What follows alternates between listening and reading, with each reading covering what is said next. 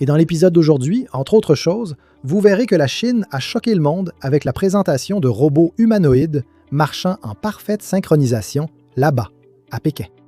Les États-Unis prennent au sérieux cette idée de robots humanoïdes patrouillant à la frontière avec le Mexique.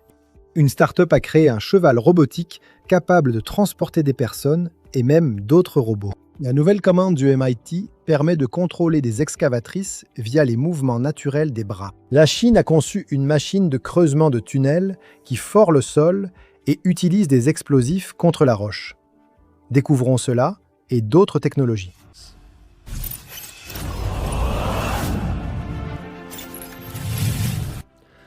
Bonjour à toutes et à tous, je suis Carlos Salves et vous êtes sur Réalité Impressionnante. 80 robots humanoïdes marchant de façon totalement synchronisée lors de la cérémonie d'ouverture des Jeux mondiaux des robots humanoïdes de 2026 qui se sont tenus à Pékin, en Chine. Ces machines de la vidéo appartiennent au modèle Booster T2 développé par l'entreprise chinoise Booster Robotics et récemment présenté comme leur nouvelle plateforme de recherche et de développement en intelligence artificielle incarnée.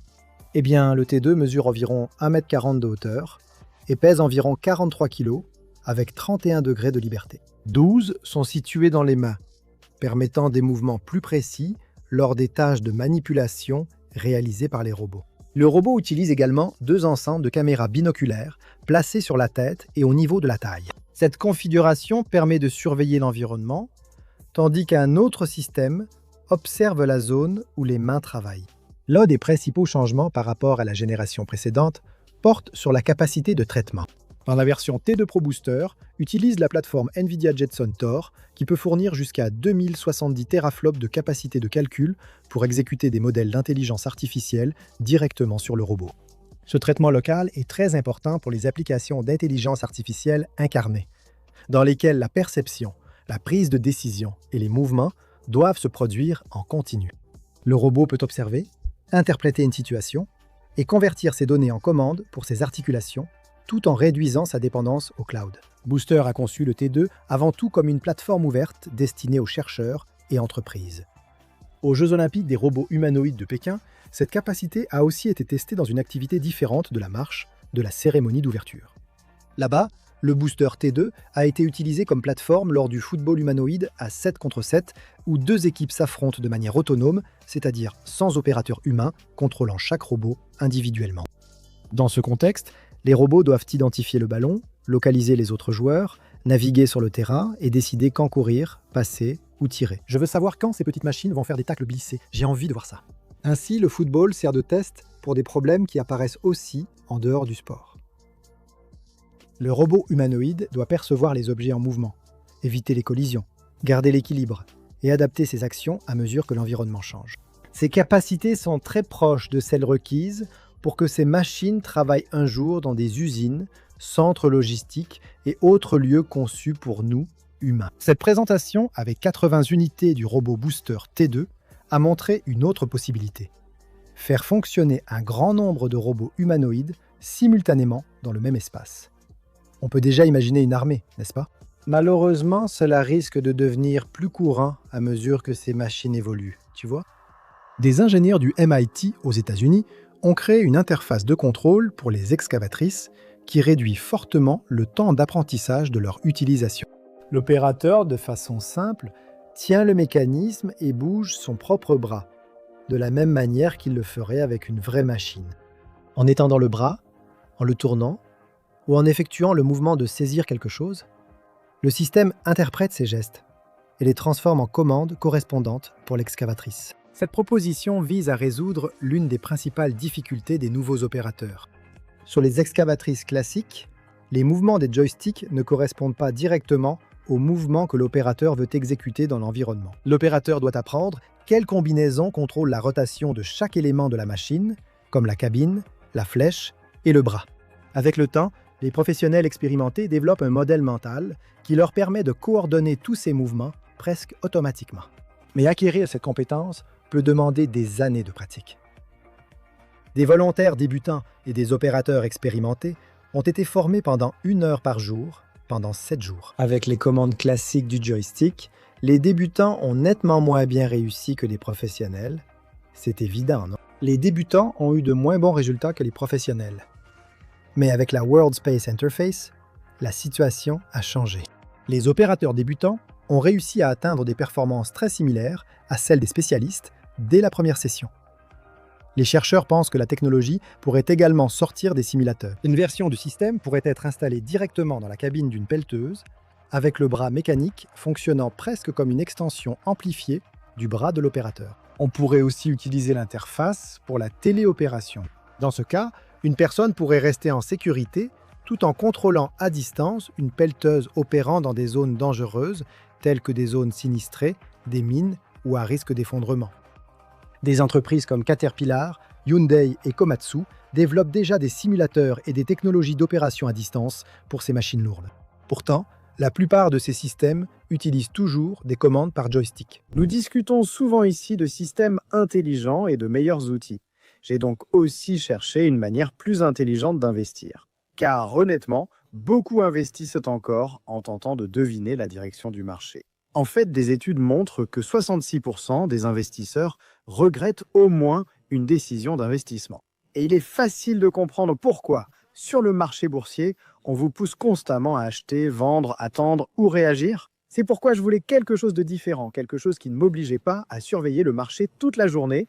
Et c'est à ce moment-là que j'ai découvert Mintos avec Mintos. Plutôt que de prédire la performance d'une action, je peux investir dans des prêts et percevoir des intérêts avec un rendement fixé à l'avance et des paiements parfois quotidiens. Ce que j'aime aussi, c'est à quel point c'est flexible. Je peux filtrer par rendement, risque, horizon temporel, pays et devise. Et si je veux que ce soit encore plus automatisé, Mintos propose également des portefeuilles automatisés. Et en ce qui concerne les rendements, la moyenne sur les prêts est d'environ 11%.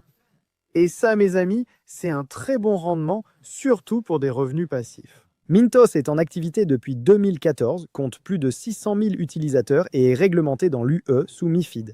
Et en ce moment, vous pouvez obtenir un bonus allant jusqu'à 350 € lorsque vous investissez 500 € ou plus.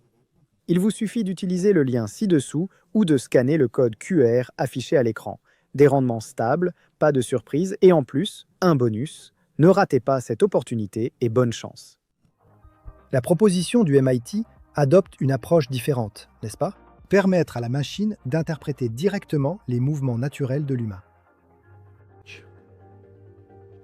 Et la Chine a présenté ce que nous appelons ici le Tatuzan, une nouvelle machine d'excavation conçue pour faire face aux principaux problèmes rencontrés lors de la construction de tunnels. Des changements géologiques inattendus surviennent bien plus souvent qu'on ne le pense, tu sais. Appelé Xianglong, ce n'est pas Xeilong, d'accord, ou Dragon porte-bonheur, la machine combine en un seul équipement deux techniques qui sont normalement utilisées séparément. Elle peut creuser le sol mécaniquement, comme un tunnelier conventionnel, et lorsqu'elle rencontre des formations rocheuses plus résistantes, elle utilise le forage et des explosifs pour fragmenter la roche avant de continuer à avancer. Selon ses développeurs, c'est la première machine au monde à combiner ces deux méthodes de cette manière. L'équipement, développé par China Real Sense et Industry Group en collaboration avec l'université de Tsinghua, est sorti de la chaîne de production à Wuhan. La machine possède une tête de coupe d'environ 4,5 mètres de diamètre et une structure ajourée en son centre. Grâce à cette ouverture et aux autres canaux spécifiques, les équipements de forage peuvent créer des trous profonds directement dans la formation rocheuse située devant la machine. Et ces trous pourront alors recevoir des charges explosives. Avant la détonation, la tête de coupe peut reculer partiellement, tandis que le système de protection absorbe les chocs et protège capteurs, composants mécaniques et autres parties de précision situées derrière. Les charges utilisées sont conçues pour produire des fractures dans la formation rocheuse.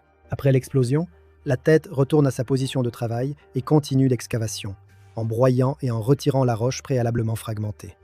Le système peut aussi changer de mode de fonctionnement. Selon la géologie rencontrée, la machine peut effectuer la première détonation, puis l'excavation, ou elle peut simplement commencer l'excavation avant d'utiliser des explosifs, ou encore travailler uniquement avec la tête de coupe conventionnelle.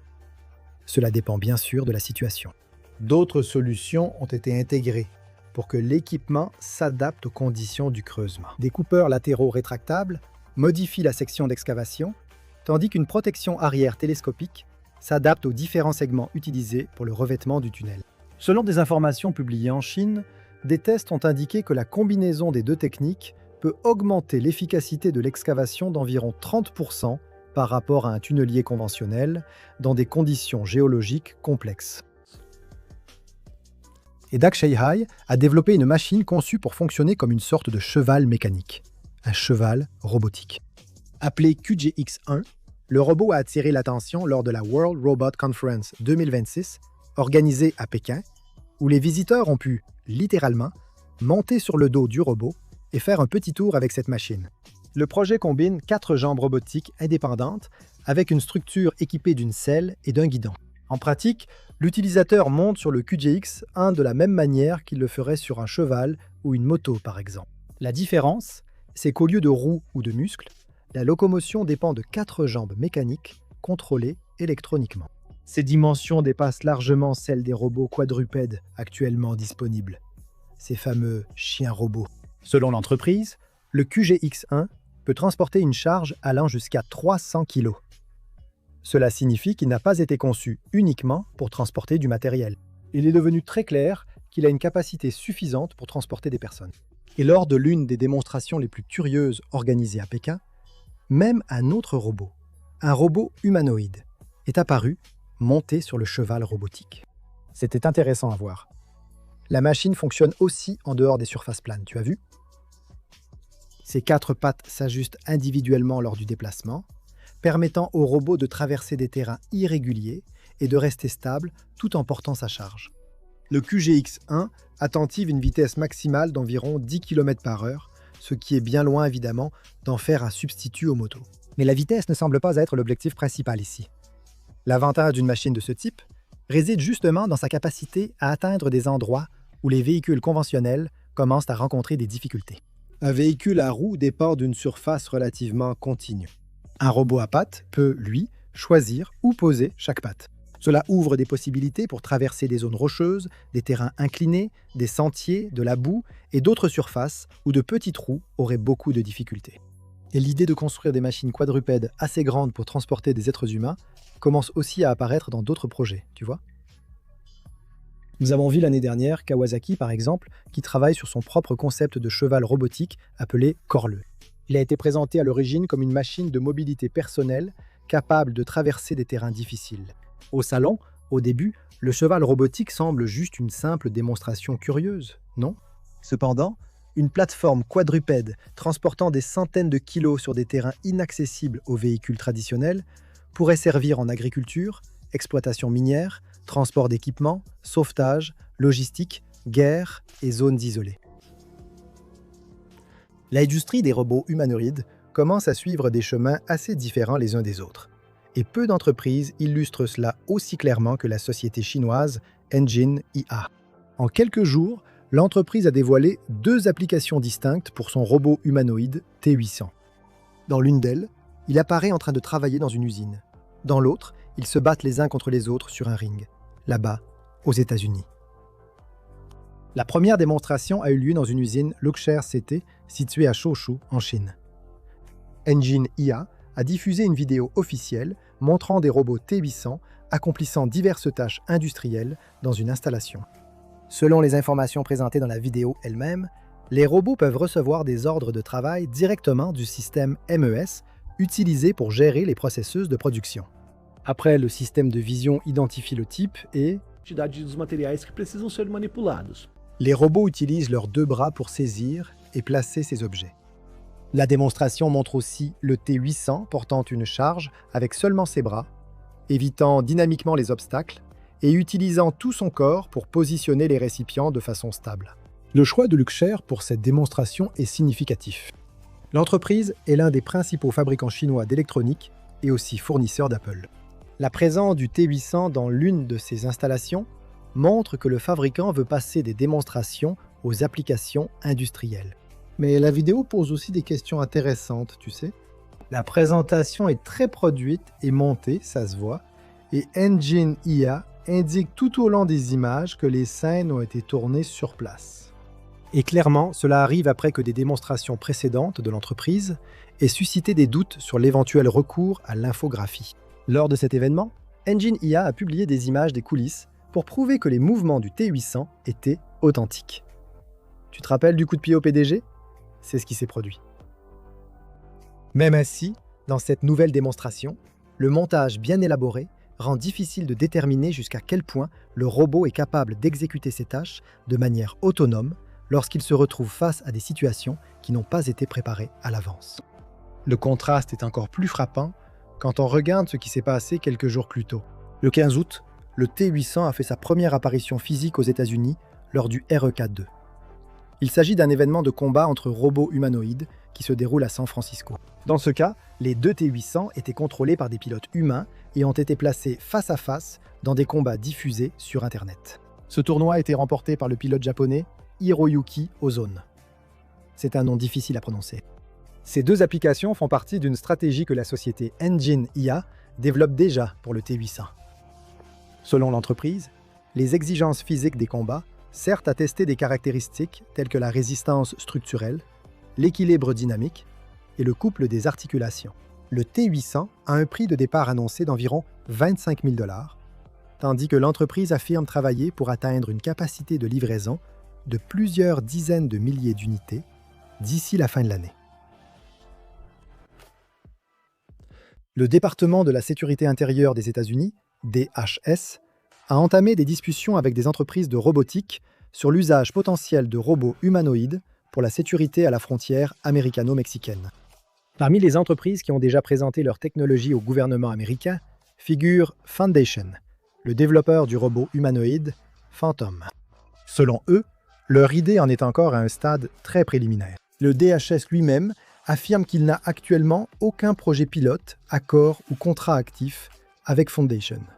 Mais Sunket Pathak, fondateur et PDG de l'entreprise, affirme que son équipe est déjà en discussion, non seulement avec le DHS, mais aussi avec différents secteurs robotiques des forces armées américaines, y compris l'armée de terre, la marine et l'armée de l'air. Les robots humanoïdes seraient surtout utilisés pour la surveillance et la reconnaissance. Le Phantom a été conçu pour marcher seul sur des terrains irréguliers, cartographier son environnement et distinguer les humains des autres objets. Cela permettrait d'envoyer ces machines dans des régions où les véhicules terrestres, les tours fixes ou même les drones ont des limitations. À la frontière, par exemple, le robot pourrait patrouiller une zone déterminée, identifier des mouvements et ensuite envoyer une alerte à un agent humain. La décision sur ce qu'il faut faire continuerait d'être prise par une personne, c'est ce qu'ils disent. Selon Pathak, l'un des principaux avantages serait justement de garder les agents éloignés des zones potentiellement dangereuses. Les robots humanoïdes assureraient la surveillance sur de longues durées, tandis que les équipes humaines n'interviendraient qu'en cas de détection d'une activité pertinente. L'entreprise envisage aussi des tunnels situés le long de la frontière. Comme les robots humanoïdes possèdent une forme de locomotion similaire à celle des humains, la Foundation pense qu'ils pourraient effectivement entrer dans certains espaces initialement conçus pour les personnes et y effectuer la reconnaissance avant que les agents humains ne soient envoyés sur place. Il y a toutefois un problème majeur. Le Phantom actuel n'est pas conçu pour supporter en continu les conditions sévères d'une telle opération. Et l'exposition prolongée à l'environnement reste des limitations. Foundation développe déjà une seconde génération du robot qui sera plus résistante et mieux protégée contre l'eau et la poussière. L'attaque pense qu'un petit test pourrait effectivement être réalisé rapidement sur place et que des opérations plus importantes pourraient être envisagées dans les prochains mois. Tu vois? Et il existe une possibilité encore plus controversée dans tout cela. Bien que l'objectif actuel de cette entreprise soit la surveillance et la reconnaissance, le dirigeant a affirmé que la Foundation serait prête à développer des versions armées de ces robots humanoïdes si le gouvernement américain demandait cette capacité. Il affirme néanmoins que, du moins dans un avenir proche, ces robots ne seraient pas responsables de décider automatiquement quand utiliser la force, c'est-à-dire d'éliminer quelqu'un, n'est-ce pas?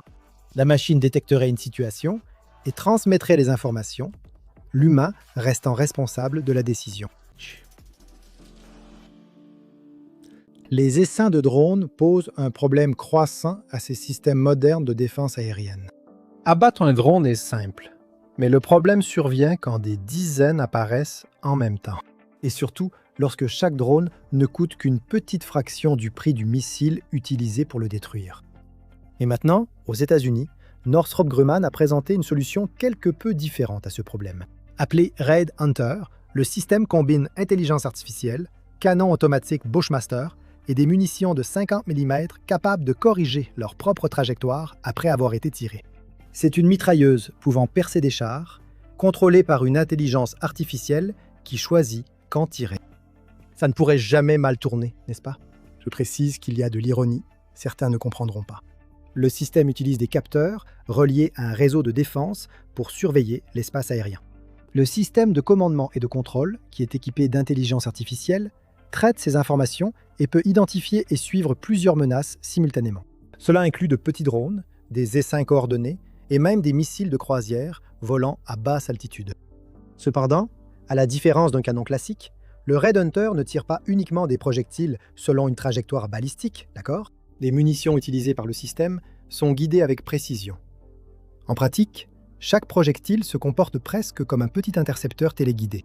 Si le drone bouge ou change de trajectoire, le projectile ajuste aussi sa trajectoire en s'approchant du canon. Pour l'instant, le Raid Hunter est encore en phase de test accéléré tout au long de 2026. Northrop Grumman affirme qu'ils ont bien l'intention de valider rapidement le système afin de permettre son déploiement dans un avenir très proche. Si tu as aimé cet épisode, tu sais déjà quoi faire, non? Laisse ton like, vérifie ton abonnement et clique sur l'une des 2 suggestions qui s'affichent à l'écran. Et on se retrouve dans la prochaine vidéo. Il suffit de cliquer et je te retrouve là-bas, d'accord? Merci beaucoup vraiment, d'accord? Salut, et à tout de suite, je t'attends. Clique ici.